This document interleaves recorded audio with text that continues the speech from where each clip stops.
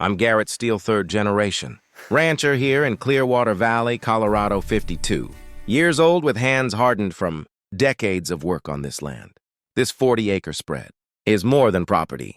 It is my sanctuary, a place built by my grandfather with his own hands where cattle and common sense shaped our lives. This morning the sun glints off frost-covered alfalfa fields while Rex, my border collie, sits beside me, patiently observing my routine.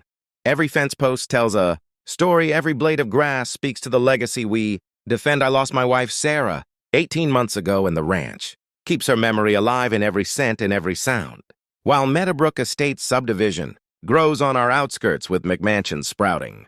Like weeds, the land I love remains untouched except for encroaching bureaucracy and entitlement. The HOA president, Vivien Ashworth, has made it her mission to push me out, claiming noise odors and agricultural operations threaten her community. Yet, as I inspect my property, I know the value of patience and planning.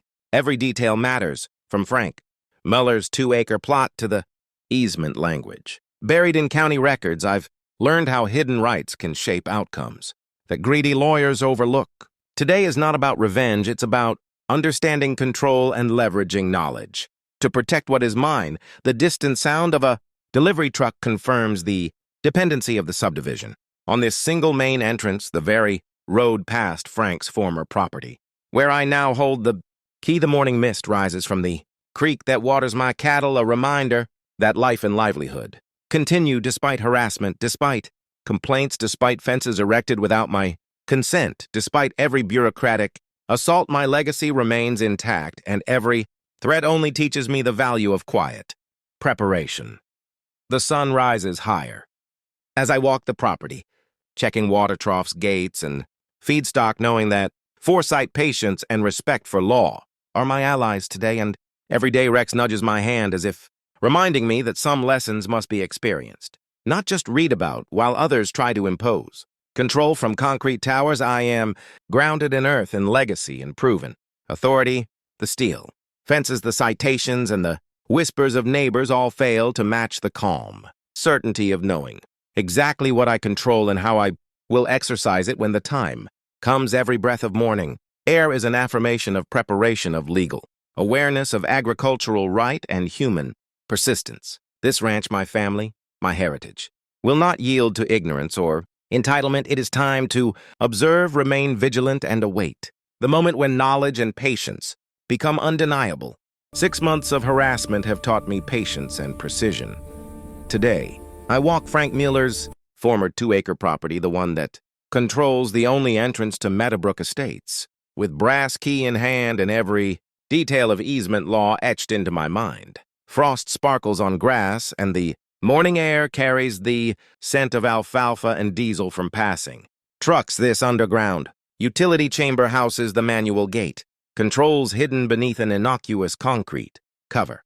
The system is elegantly simple, mechanical yet absolute in authority. Turn clockwise to lock the gate, turn counterclockwise to restore normal operation.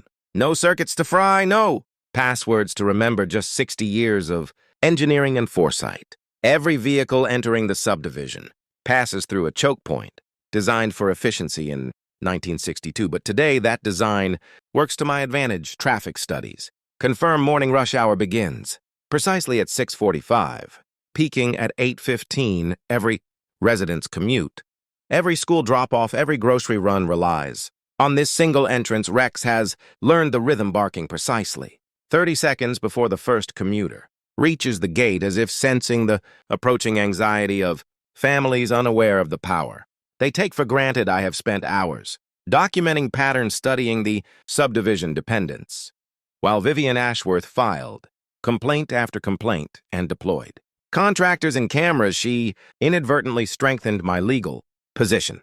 Every official document she generated creates a paper trail proving the community's reliance on a rural operation.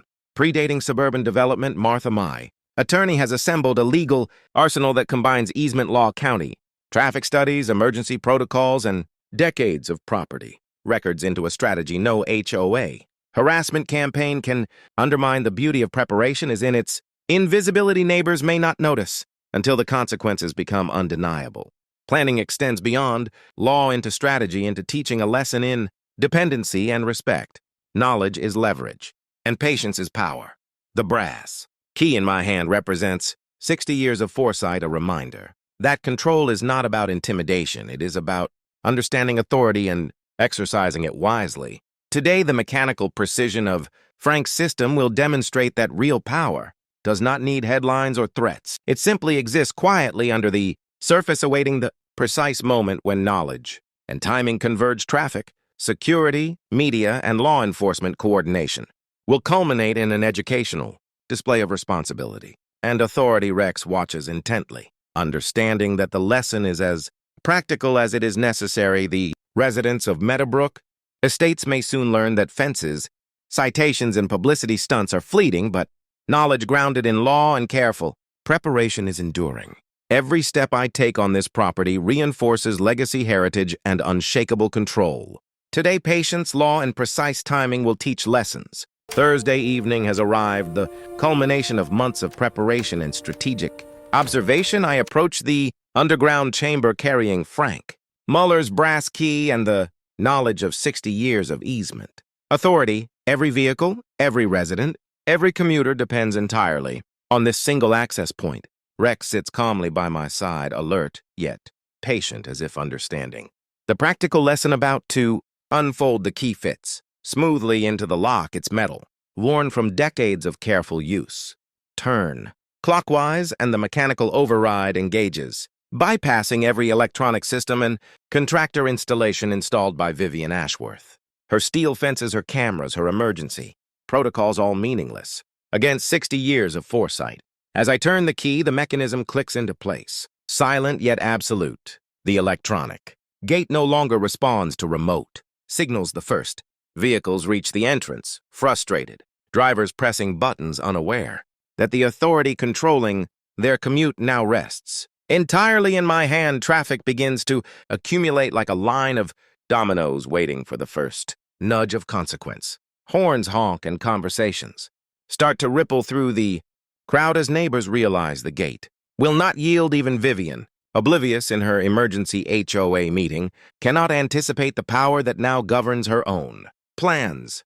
Her media blitz, her threats, her legal filings have no effect on this mechanical authority rooted in law and history. I monitor the flow, observing predictable patterns, every commuter, every school run, every evening errand unfolding as meticulously documented during my research.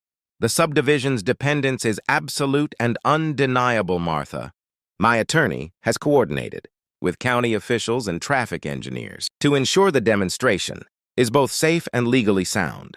Emergency access routes remain open, but suburban impatience quickly reveals how reliant residents have been on uninterrupted entry. Rex barks occasionally, marking the passage of vehicles and highlighting the rhythm of suburban life caught in a choke point orchestrated by careful planning. This is not revenge, it is education, a masterclass in understanding power through the lens of law, patience, and precision. Vivien's ignorance about easement law, her desperation, and her obsession with alternate access routes have all conspired to make this moment effective. The brass key represents knowledge, foresight, and rightful authority. It demonstrates that real control is exercised quietly, methodically, and responsibly, while superficial displays of power, fear, and aggression are fleeting. Residents will leave tonight with a renewed understanding of dependency, respect, and the consequences of disregarding history and property rights. Every detail of this demonstration reinforces that while walls can be built, control lies in knowledge and proper execution. Not spectacle but principle, not chaos but order. Rex remains calm beside me, the perfect partner in teaching this lesson. The first wave of vehicles reaches the gate and comes to an abrupt stop. Frustration spreads quickly as drivers press remotes, honking horns, and attempting communication with the unresponsive electronic system. Confusion spreads like wildfire. Parents returning from work, kids in the back seats, dogs barking, the predictable patterns of suburban life now disrupted by a simple turn of a brass key. The traffic backup grows rapidly, like a river dammed by mechanical authority. Each driver, frustrated yet safe, unable to pass, while realizing the absolute dependency on a single access point. Every complaint Vivien filed every complaint. She imagined submitting about my ranch operations has contributed indirectly to this lesson, proving not only my rights but the necessity of understanding legal boundaries. County Traffic Engineer Bill Santos arrives to observe the demonstration, his expression, calm yet incredulous, as he notes vehicle flow patterns and emergency access potential. Emergency vehicles can still pass via alternative routes, yet the residents are experiencing firsthand the consequences of ignoring established easement. Rights their daily routines, carefully choreographed for months or years, are now interrupted and illuminated by the simple mechanics of lawful authority. Martha, my attorney, monitors progress, confirming that each movement remains within legal boundaries, while Sarah Tatum documents every frame, highlighting the irony that months of harassment, lawsuits, media campaigns, and constructed threats have all culminated in a single, controlled demonstration of dependency. Vivien's media blitz, her intimidation, her fences, her cameras, all meant to enforce power, have failed against the quiet authority of history and law. Residents start to realize that the very person they vilified is the one whose foresight ensures safe, orderly access, suburban entitlement, confronts reality, and discovers humility in the face of proper planning. Conversations ripple through the crowd, some exclaiming surprise, others nodding in. Understanding the lesson is clear and unforgettable. Superficial threats may seem loud and dangerous, but lawful authority, grounded in foresight and responsibility, wields ultimate power. Rex remains calm beside me, his presence steady, reminding me that patience, observation, and preparation amplify authority. While neighbors experience temporary inconvenience, the real lesson about law, property rights, and dependence is learned in full view. Every motion, every sigh, every horn pressed, every conversation overheard underscores the principle that the right, knowledge, and careful execution hold the ultimate control. Vivien remains unaware that the demonstration is not only educational, but a prelude to her own accountability. The brass key is small yet mighty, a reminder that power exercised quietly, legally, and intelligently is far superior to overt displays of aggression. And inside the clubhouse, Vivien launches into her presentation about emergency measures for community protection, blissfully unaware that half the residents are trapped outside at the main gate. Federal agents and Detective Morrison quietly position themselves, ready to intervene. Her voice fills the sparsely attended room.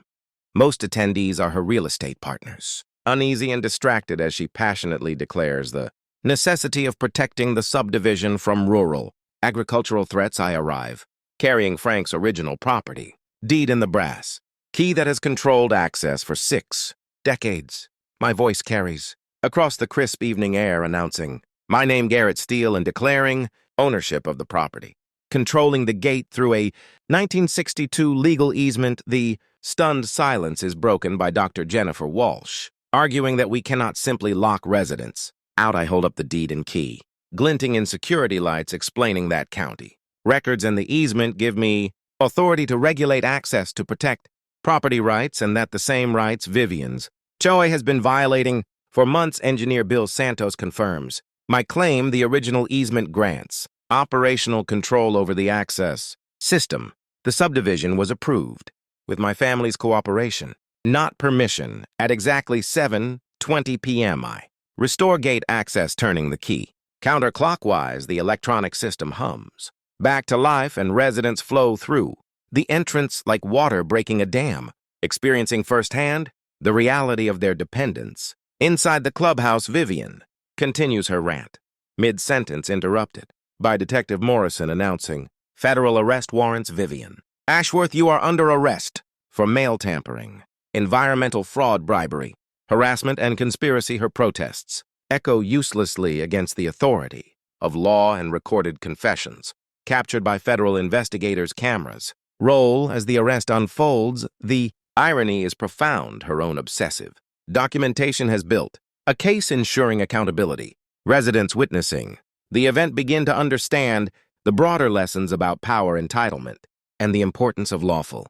authority. Applause and quiet conversations ripple through the crowd, not just for the demonstration, but for the end of months of harassment, manufactured conflict, and fear. The brass key remains in my palm, a quiet symbol of responsibility, patience, and legal. Knowledge, real power, is not about imposing chaos, but controlling access ethically and effectively. Tonight, the lesson is complete, demonstrating the consequences of ignorance, arrogance, and the failure to respect existing rights while ensuring that justice and community order. As the sun sets over Meadowbrook Estates, the restored gate allows residents to pass freely, their expressions reflecting relief and newfound understanding. Garrett Steel stands beside the brass key that controlled their access. For 6 decades, a symbol of patience, knowledge, and the quiet exercise of rightful power. Rex sits loyally at his side, and Frank, the second boarder, collie, trots nearby. The metallic click of handcuffs echoes in the background as federal agents escort Vivien Ashworth from the clubhouse, her face a mixture of shock, disbelief, and the dawning realization of consequences for her actions. Months of harassment, illegal actions, and obsessive control have finally resulted in accountability. Residents begin walking through the entrance, discussing the events they have just witnessed, sharing conversations about rural heritage, agricultural operations, and the importance of respecting existing rights. The Steel Ranch agricultural operations resume normal activity. Cattle move freely, and the sweet smell of alfalfa fills the air, while children's laughter drifts from the nearby subdivision, reinforcing the lesson that cooperation builds community, while coercion breeds conflict. Garrett's careful documentation, legal knowledge, and strategic planning have transformed what began as a battle for property rights into a demonstration of ethical authority, justice, and education. Federal investigations uncover Vivien's pattern of harassment in other communities, leading to convictions for mail tampering, environmental fraud, bribery, harassment, and conspiracy. Her personal finances collapse. HOA properties are foreclosed, creating opportunities for affordable housing and rebuilding trust within the community.